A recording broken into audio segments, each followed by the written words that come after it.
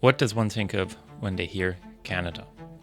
Lakes, friendly people, large mountain ranges. But what about a Canadian product? Maybe snowmobiles and maple syrup, or expensive jackets named after birds. Whilst these are all very Canadian products, they only make up a tiny portion of Canada's economy. Moreover, most people don't even think about Canada as a large economy. However, visiting Toronto definitely should change anyone's mind about that. The Greater Toronto Area inhabits approximately 7 million people and is home to some of the largest corporations on the planet. And there are no traces of snowmobiles, expensive jackets, or maple syrup here. Banking, tech, and manufacturing are the backbone of Toronto's economy. About 30% of US branded cars are built in the Greater Toronto Area. Toronto Dominion is one of the largest banks on the planet, and the $200 billion tech company Shopify is also very Canadian. This very industrious city is also home to a lot of Canadian hi-fi companies. I had the opportunity to visit the internationally successful brands NAD, Bluesound, and PSB. Located in Pickering, Ontario, these brands are renowned worldwide and are famous for their innovation and quality. These brands belong to the Lenbrook Group of companies.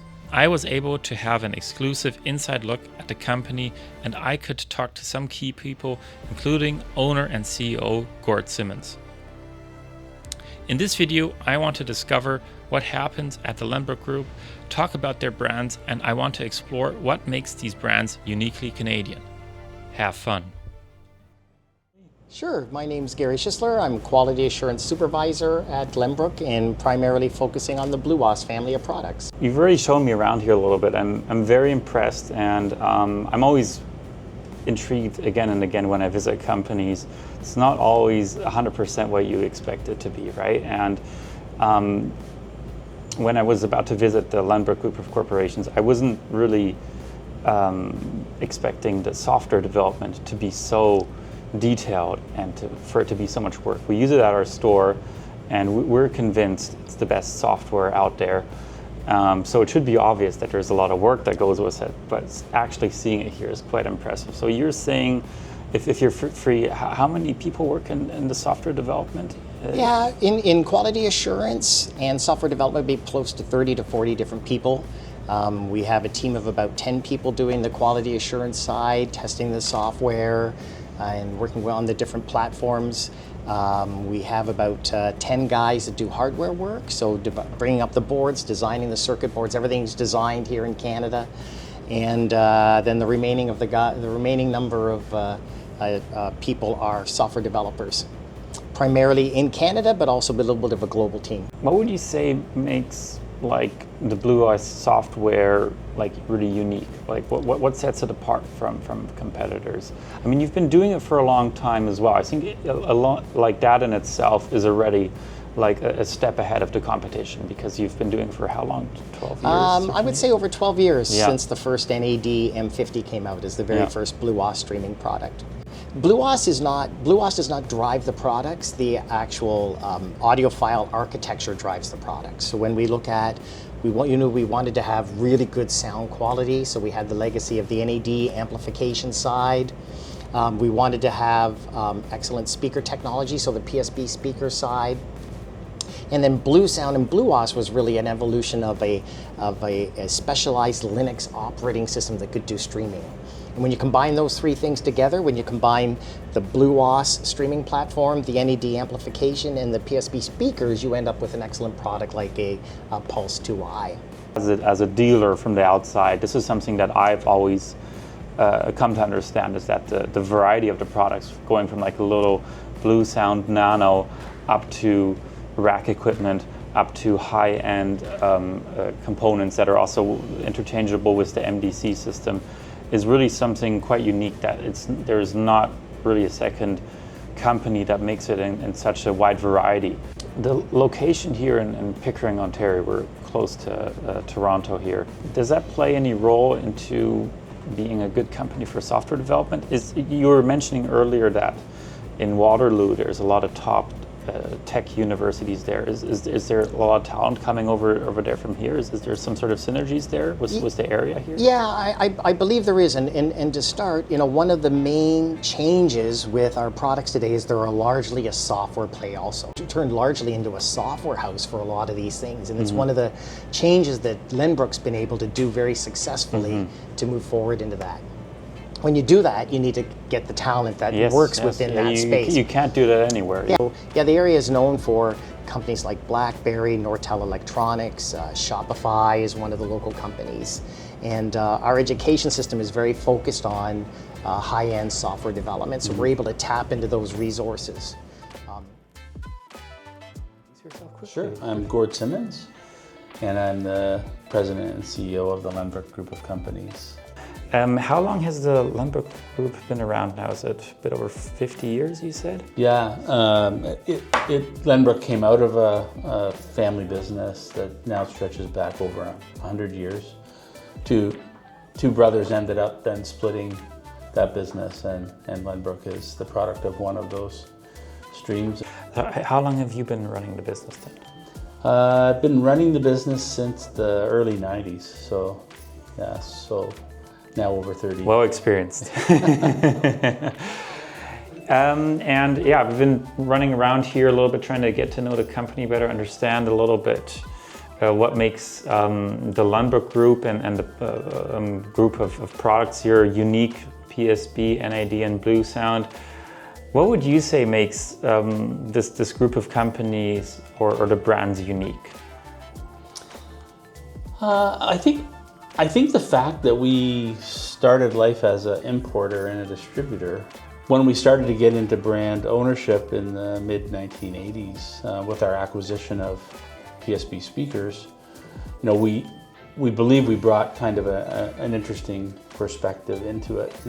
We've, I think, had a really good view then of what the distributors importing our products around the world really need. And so we're talking a bit about the different brands, and also talking about, us being in Canada and, what makes products uniquely Canadian. You're saying NAD you view as a very international brand, Bluesound I guess as well, but you view PSB as a very Canadian brand. What would you say makes PSB very Canadian? Well, it's one of the brands that's part of what we would call the true Canadian hi-fi industry, which was born out of the National Research Council in our capital city in Ottawa. That was a think tank the government put together to help industry develop by sharing resources and sharing competencies and sharing resources. So they had an anechoic so chamber there, which was at the time was very, very rare, I guess, right? I don't think any brands had it back then. That's right. It would not have been resident in any of the facilities of the brand. So that allowed Canadian loudspeaker companies, let's say back in the early 1970s, access to world-class facilities that they, at that point, probably couldn't have afforded on their own. So the government, provided those kinds of support and resources, like many governments would, to sort of fledgling industries. And PSB was one of the beneficiaries, along with several other pretty famous Canadian loudspeaker companies that have come out of that, that were born out of the National Research Council. If you really study it, the Canadian hi-fi industry or audio industry has loudspeakers at its root, and that's been really fundamental to the growth of the industry here. Well, even just you were mentioning earlier also this, even the natural resource of us having very high quality wood here, of course, helps in building a good speaker, which is quite obvious, but maybe not something that you'd think of right away, right? And so also the NRC research was, I believe it was Dr. Toole who did these experiments with these double-blind experiments, kind of trying to explore what people actually like. Can you maybe expand on that a little bit and how that connected to PSB? Well, Dr. Floyd Toole was, I think, a physicist and head of acoustics at the National Research Council. And National Research Council was involved in many disciplines. Acoustics was just one, but they would do projects not just in the consumer audio space, but in commercial audio. They did a lot of studies on like using wind tunnels and all sorts of things where physics and acoustics all came together. But I think Dr. Toole had a particular personal interest in audio and in sound and in music, and so he really was, we would say, was the father of this industry. He and his associates, the other doctors of acoustics and engineering and physics, all worked together, and that provided someone like a Paul Barton, who was the founder of PSB, and several other of the founders of the Canadian loudspeaker companies, the ability to go and sit with Floyd and talk about what would make a product that would sound more attractive to the human ear. So it's a very research-based in a world which has a lot of subjectivity to it, as we know. So it was. I always sort of saw it as a really neat blend of actual science with art, and someone like Paul Barton, I think he was the first actual engineer that took advantage of the facilities at the NRC, and then many other companies came along and used those facilities, and that's really created a name for Canadian speakers around the world.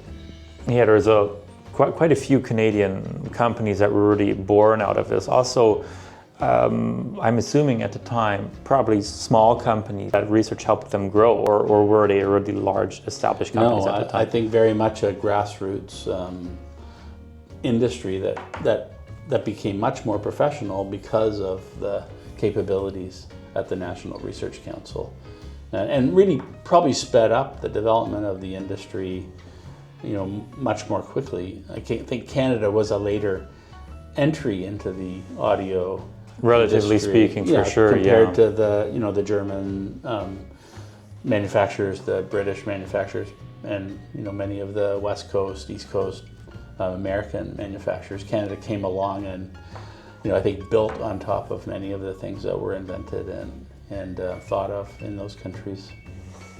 Yeah, a very interesting approach, like kind of, looking at this industry and, for these Canadian companies trying to figure out a way, how can we make our mark, and doing it through this very rigorous science, which, you could have taken whatever approach to it, but this was, I think, a very innovative, unheard of approach at the time. So it really worked for them for